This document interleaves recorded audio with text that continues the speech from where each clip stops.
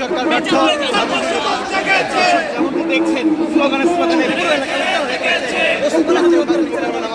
দর্শক, শহীদ শরীফ ওসমান হাদির খুনের 1 মাস হওয়ার পরও এখন পর্যন্ত যে নজিরবিহীন বিচার, সেই বিচারের দাবিতে কিন্তু এই মুহূর্তে ইসলামী আন্দোলনের যে সকল ইসলামী আন্দোলনের যে ছাত্র সংঘ, দর্শক যেমনটি বলছিলাম যে শরীফ ওসমান হাদির